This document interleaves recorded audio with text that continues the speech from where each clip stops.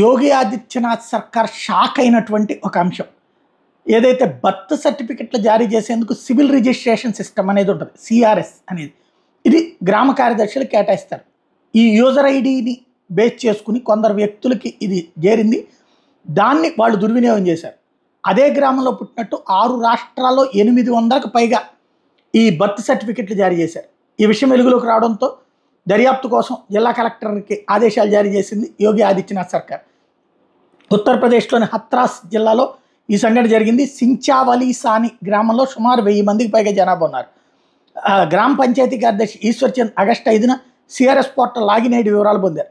ఆ గ్రామ జనాభా 1100 మంది ఉంటే ఇప్పటిదాకా 814 మంది జన ధృవీకరణ పత్రాలు జారీ అయినాయి అని గమనించారు.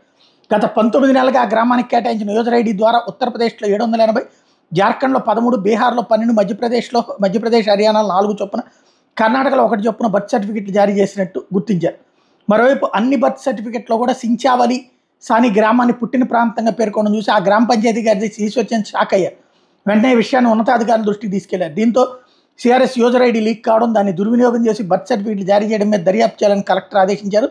మరిన్ని రాష్ట్రాల వాళ్ళకు కూడా ఇదే గ్రామంలో పుట్టినట్టు బర్త్ సర్టిఫికెట్లు జారీ చేసి ఉండొచ్చు అని చెప్పి అనుమానిస్తున్నారు.